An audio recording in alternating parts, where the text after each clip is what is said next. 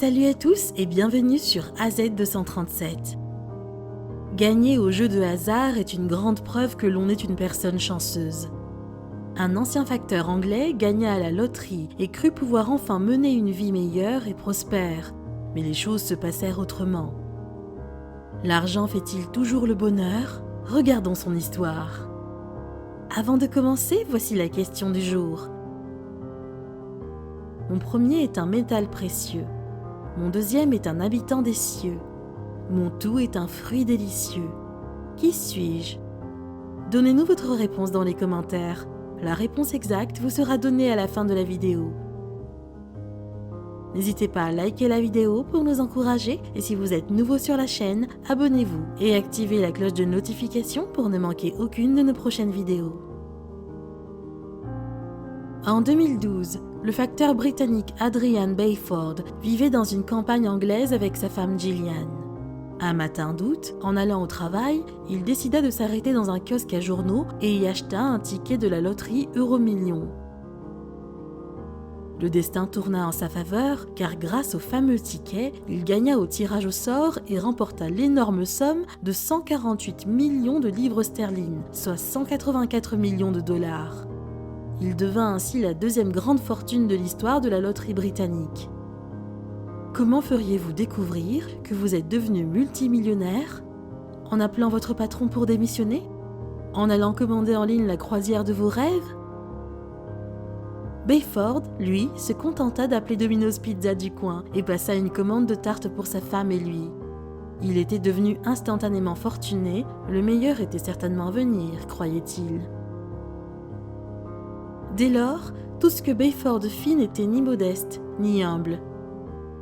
Il commença par racheter un vaste manoir qui se trouvait sur son trajet de travail lorsqu'il était encore facteur. Le domaine, construit en 1815, était entouré de 189 hectares de champs et de bois et abritait une ferme adjacente, 4 chalets et un dortoir de 3 dépendances pour le personnel. Sur le terrain se trouvaient également des écuries et des enclos pour d'autres animaux de ferme. L'étiquette de prix ? Un peu plus de 8 millions de dollars, une goutte dans l'océan pour lui. Toutefois, la vie intime des Bayford n'était pas tout à fait rose. À l'époque, Adrian était marié à Gillian, elle était femme de ménage et les deux partagèrent le jackpot. Ils ont même été photographiés s'embrassant amoureusement au-dessus de l'énorme chèque de la nouvelle fortune qu'ils ont reçue ensemble. Cependant, comme c'est souvent le cas pour les personnes qui deviennent riches du jour au lendemain, les pressions et les contraintes liées à un tel changement les ont déchirés et il n'y avait aucune issue. À peine 15 mois après l'un des moments les plus heureux de leur vie, leur mariage de 9 ans prit dramatiquement fin et ils divorcent. Rebondissant assez rapidement, Adrian a commencé à sortir avec Marta Jaros, une Polonaise ouvrière dans une fabrique de saucisses, quelque temps seulement après son divorce. Gillian se remaria la première, en 2018, avec l'homme qui semblait avoir été son garde du corps et chauffeur. Par contre, l'histoire d'Adrian et sa compagne prit fin pour des raisons qui n'avaient pas été évoquées en public. Il eut par la suite une série de relations qui se soldèrent toutes par un chagrin d'amour. Essayant de toujours prouver sa capacité à récupérer, Adrian rencontra une jeune femme, Samantha Burbidge, dans un pub du village. Même si elle avait 16 ans de moins que lui, elle semblait être folle amoureuse et les deux se fiancèrent. Cela ne dura pas non plus, elle le quitta, retournant auprès d'un ancien amant. Elle emporta avec elle 377 000 $ de chevaux pur sang et une voiture de sport Mercedes de 37 600 $, entre autres. Une autre relation a rapidement mordu la poussière, sa petite amie prétendit qu'elle avait trouvé des emails intimes échangés entre Adrian et son ex Marta Jaros. Se rendant compte qu'il était malheureux en amour, il se retourna vers sa vraie passion dans la vie, la musique rock.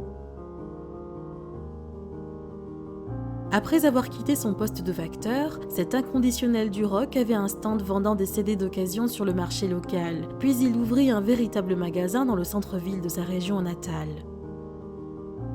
Cependant, après son gain à la loterie, il fut contraint de le fermer, car il était agacé par des gens qui venaient tout le temps demander de l'argent. Bayford dut se sentir plus à l'aise dans sa passion. Il ouvrit un magasin de films, de musique et de souvenirs à Cambridge en 2016. Puis, au cours de l'été 2018, il racheta son ancien magasin de sa ville natale et le rouvrit en tant que nouvelle succursale de son magasin de Cambridge. C'était juste par passion, ses gros investissements étaient dans l'immobilier. Bayford a ouvert des logements et a récupéré 38 maisons qu'il mit en location. Les actifs de la société valent désormais près de 13 millions de dollars. Avec tout ceci, avait-il pu enfin trouver la paix ? Il possédait une maison classée au rang de musée locaux.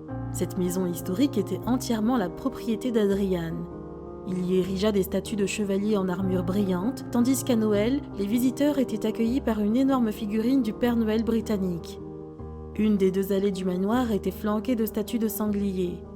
Fidèle à ses racines rock'n'roll, il a même accueilli le Cambridge Rock Festival chez lui pendant 2 années consécutives. Cependant, il semblait que partout où Adrian allait, des ennuis le suivaient. Les concitoyens de sa ville natale, Haverhill, avaient des commentaires amers à propos de ses propriétés. Avec une population d'environ 27 000 personnes, Haverhill recevait de nombreux étudiants qui venaient à l'université de Cambridge et dans les environs. Bayford, disait-on, faisait monter les prix des logements et des loyers, ce qui provoquait une pénurie de biens.